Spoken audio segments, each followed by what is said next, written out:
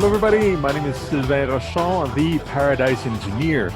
And, well, it's been a couple of weeks since I published my last video. It was about time to write another article and make another video, wasn't it? Yes, actually, I do have a few ideas. I do have something else for in about a couple of weeks from now. But this week, I want to talk about universal basic income. It's been on my mind for a long time. It's something I've written about in my book. It's something I've written about in previous articles. But I wanted to talk about it this time because I'm a bit annoyed at all the naysaying around it. And basically, it's people are complaining about it out of misinformation, out of fear. And also, there are some entities out there that don't want this program to be liked. Because they don't want their powers to be removed by it. Because in a nutshell, basic income would empower a population, in particular a population that is poor, that doesn't participate as much in the economy. It would allow them more purchasing power in the economy, and therefore more say in everything, including politics. So a lot of people don't want this program out of fear of losing their power. And the rest of the population just are afraid of it because it's an unusual program that is kind of blanket, giving money to everybody. Where is the money going to come from? There's legitimate arguments and concerns about it. But what I want to talk about here is mostly those people that just reject the idea out of a certain simple premises. And I want to address these premises just to alleviate them and so that you guys can understand that universal basic income, if done properly, because there's bad ways to implement it, is inherently good. And we know about this because we've had several pilot programs in Canada, the US, Finland, Namibia, India, and a dozen other countries since the 70s. It's not something that's new experimentally. It just hasn't been deployed in a whole nation or a whole state as far as I know yet. But there are some states that are seriously considering it because experts like myself are saying, hey, here's a problem. Automation is displacing a lot of work. Of course, people get retrained to different jobs that are created by the technological displacement, we call it. That's true for a while, but just like the McKinsey Global Institute says, right now, well, actually, this is 2017, 50% of all paid tasks could be done by technology that's already available through automation and AI. 50%. Now, in 2018, that percentage was closer to 54, but I couldn't find the reference online, so I'm using the 50 from 2017.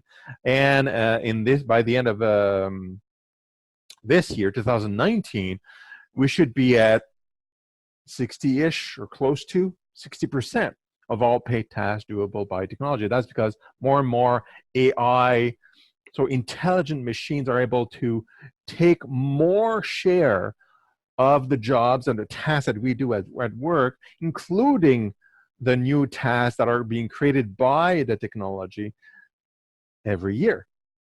So what happens in about 20 years is that there's 90% plus of all paid tasks could be done by technology to keep the productivity going, to keep the growth of the GDP going and all this stuff. And where do we stand as humans? So this is something that is a trend, not ongoing year after year. There is a trend towards displacing most people out of their jobs, and their economy is based on employees going to work and paying taxes. It's an employment-based economy. That's how I call it. I know some people criticize me for that term, but it's based on employees being at work, right? Whereas the economy itself, I mentioned this in a previous article and video, is about production, management, and consumption of resources. That's what an economy is. Human beings have been participants in all three facets of the economy since forever. But the reason why we are doing this is because we want to consume. What we want to do is to do the consumption part.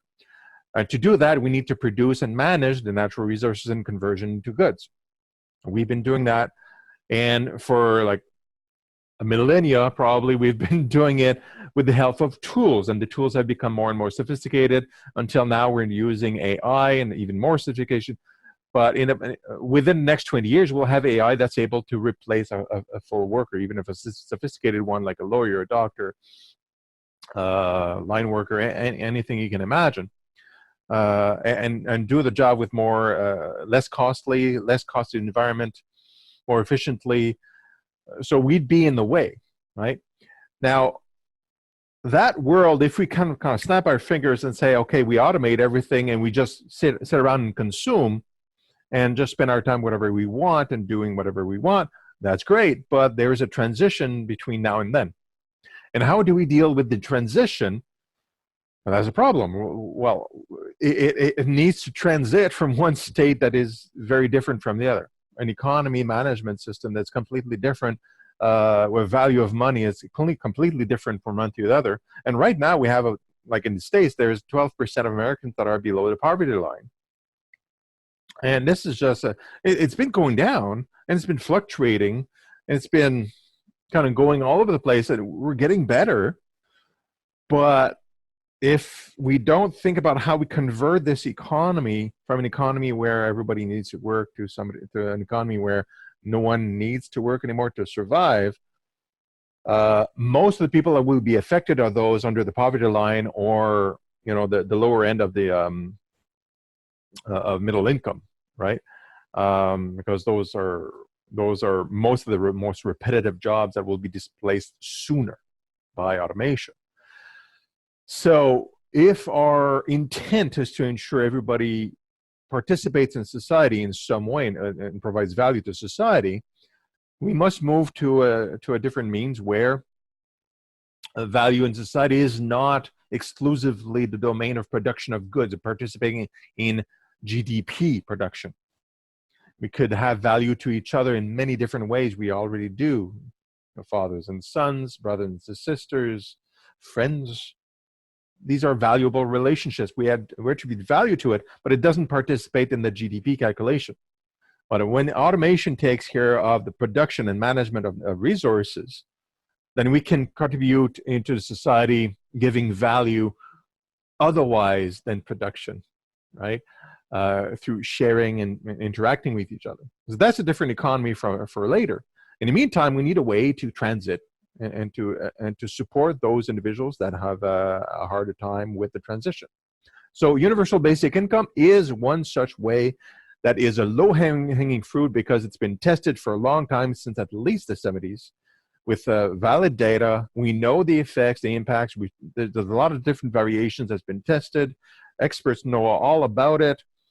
And now you have these naysayers that say, oh, no, we can't do that because. And I'm going to give you 3 reasons that come out. First, it's a socialist program.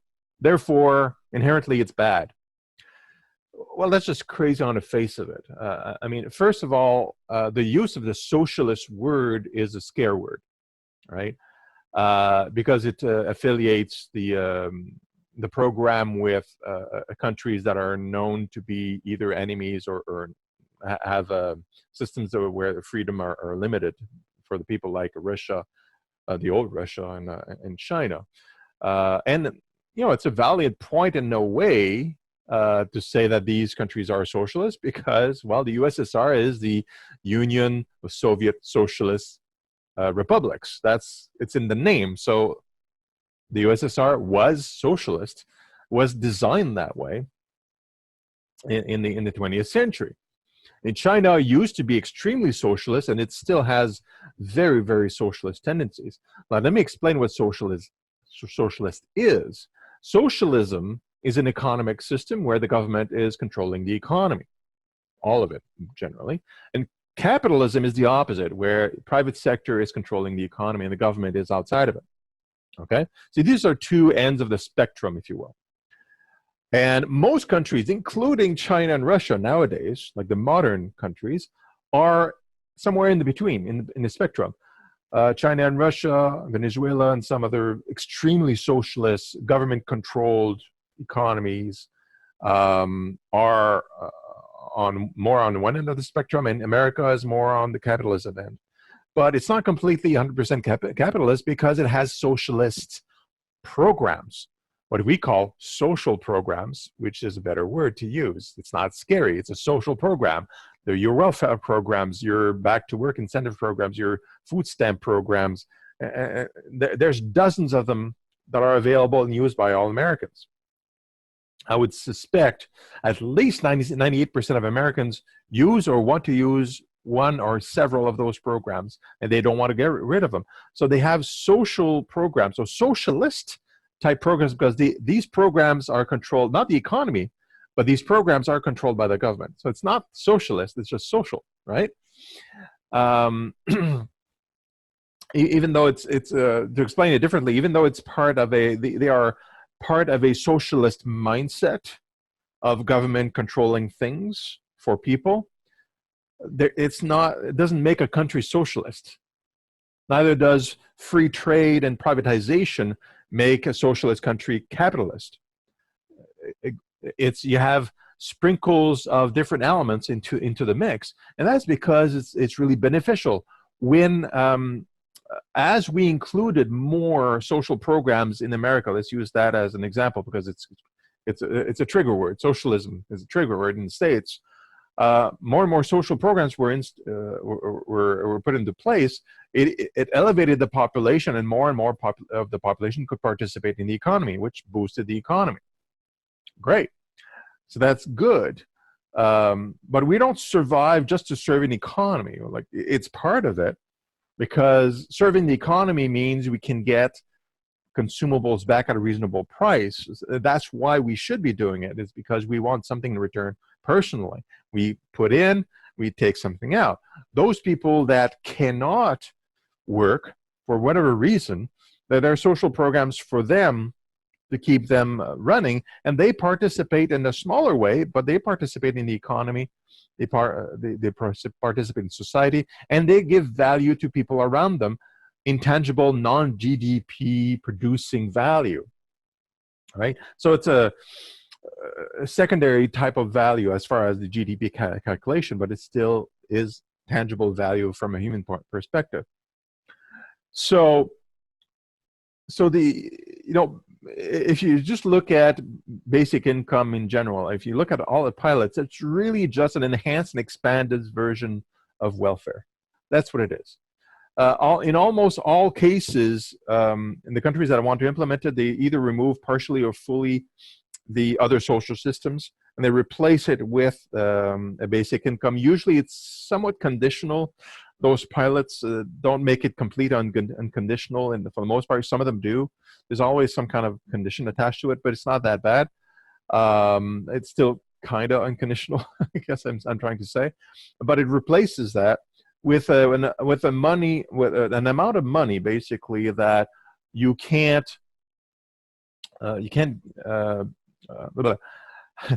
people can't take that money away from you just because you decided to work. Or sometimes it's part of it is removed if you work. So you still have an incentive to actually work, because it doesn't, it's not taken away immediately as soon as you start working, for example, for a certain amount of money. Now, the best universal basic income that really illustrate the principle is those that where there's no money is taken away if you work. But there's variations out there. So it's a social program just as much as SSI, welfare, and any other program. So don't use the socialist boogie. Don't be afraid by it. It's not, okay? It's a social program just like the dozens of others. It's just different, right? It's never been done before. It's a fairly large scale. Now, the second big argument is like, it costs too much, we can't do it. Well, if you look at the math, in the US, it would cost approximately, to do a decent basic income, which is not too much money, just enough money for you to have some place to live and to eat, right? That's all really you need, because you have all these social programs, others like, healthcare and security and all this stuff that's already provided, right? So if we pay for that for the whole population, the whole adult population, it would cost about $3 trillion a year. That's pretty hefty, right? The GDP of the States is 19 It's over $19 trillion. So we know the country is producing enough to pay for it. Like, it has the resources available in productivity numbers. So that's not really an issue. It's not that it can't be, it can't work at all. It'll cost X amount of dollars, but we make enough productivity to make it work. Now, then it said, well, that means you have like $3 trillion that has to be spent extra that we don't have. No. Like I said before, we can replace a bunch of social systems with this enhanced, expanded one. So it may cost like half of those $3 trillion because you're eliminating a huge cost and you're adding extra costs. So it's not $3 trillion out of pocket. It may be 1.5. All right. I don't have the numbers in front of me right now, but there's an article inside my article which is down below that cuts it all into little pieces and shows how it can be paid for directly from American numbers. Right now. If you look at the rest, because obviously it's more expensive than the social programs we already have, because we're giving away, let's say, $1,000 a month to everybody. It's not only those that apply for it, it's unconditional, ideally. So there's a bunch of ideas about that, but it's all about budgeting. There's a bunch of stuff, a bunch of ways to raise that money. There's a lot of different ideas out there, but I think the most basic idea is through income tax changes, like changes in the tax code, right? So let's say you give everybody $1,000 a month, wealthy or poor, doesn't matter. So you don't need to have any cost in administrating the project, just as long as you have an address and you have an ID through census, it's sent to you, right? So minimal administration, no need to apply for it, you just need to exist and be in the system. That's it, right? So cheap to administrate. And you receive $1,000 no matter what. Now, at the end of the year, when you do your taxes, now you have $12,000 extra income, right? That you didn't have previously. So by changing the tax codes, you can change it such a way that, let's say I'm making a decent living, about $50,000 a year. Now with basic income, I just made 62. It's a higher income. Well, if we tweak the tax code so that there's slightly more income taxes for that tax bracket, if you will, then maybe I'm gonna pay back that $12,000. Because on my own, with that 50K income from my employer is sufficient.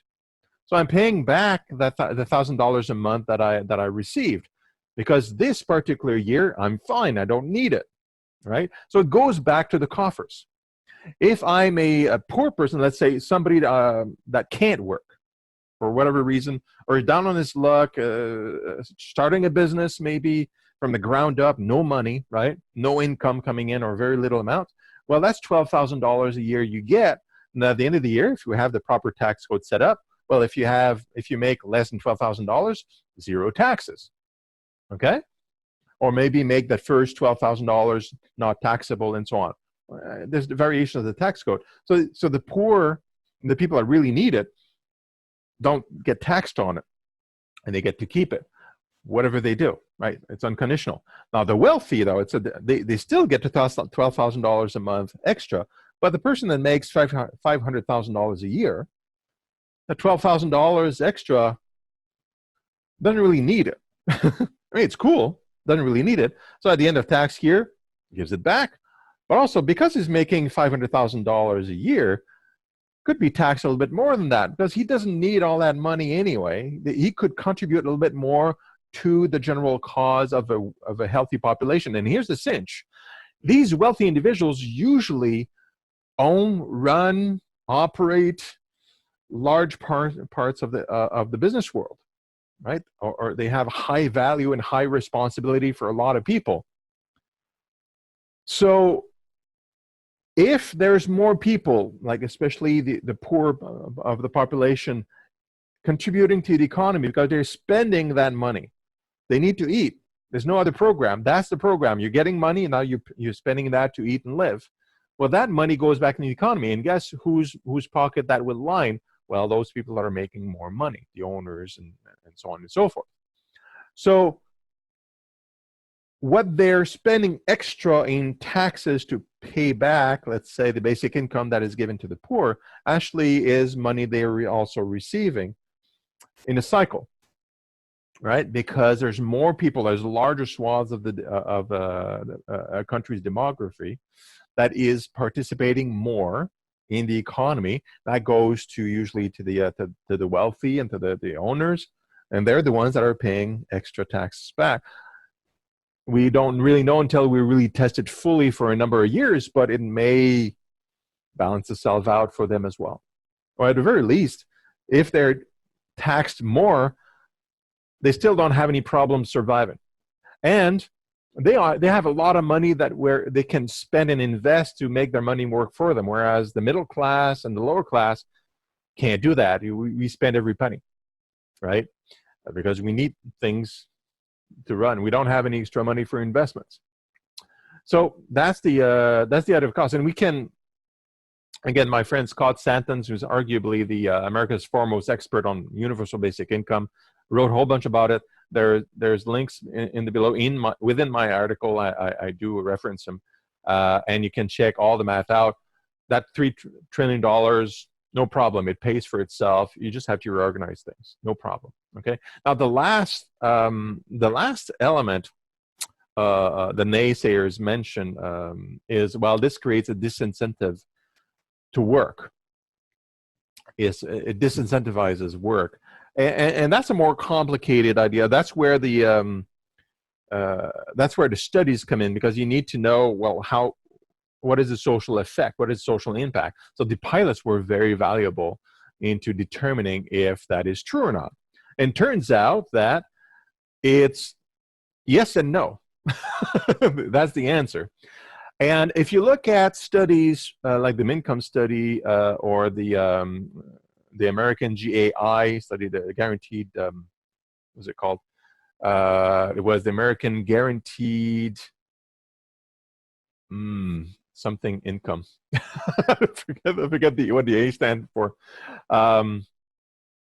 Anyway, what they did in the 70s, they gave some money, somewhat unconditionally. It was a fair test, and the information that came back told us that the income of family, well, actually the amount of work done by a family generally, like the multiple members of the family, primary earner, secondary earner, tertiary earners, right? Globally, about the work rate would reduce by about 13%. So that, to a lot of people that said, especially politicians at the time, said, well, people are stop working. Well, it's more complex than that. That's why I'm saying yes or no. Okay, I need to explain. I do explain it in the article. The primary earner would reduce his workload by a very small amount, because he's a primary earner, still needs to earn money. It would, the reduction was insignificant, 1 to 3% for the primary earner. The secondary earner in the 70s were usually part-time workers, which typically would be the mother of the house, the spouse, whoever was secondary to the primary earner, which in those days was usually the man of the house or the father. And if you look at the study, what did they do with the extra time? So they worked fewer hours a week. So how, were they disincentivized from work, or is there something in there? And what they discovered, the researcher discovered, is that most of them, the reason why they cut back their hours was because they had toddlers in the house, or they had children they wanted to take care of. So the income gave them time for valuable housework. I guess also working around the house. That's, again, this is the 70s, right? But also taking care of the family itself, because that takes time and effort and energy, and that was seen as a valuable expenditure of time. Where most of the time reduction was the tertiary earner, which was very little amount of money. It was usually college level students. They would spend more time at school and work less. So a lot of that money, the basic income money, would go towards helping the college student age person uh, focus on his studies and spend more time studying. And in fact, if you look at income and some of the statistics, all of the statistics, and especially the experiment in Namibia, because that was in 2008. More recently, in Namibia, is a very different situation. The high poverty rate, and people couldn't afford going to school because they had to work to survive.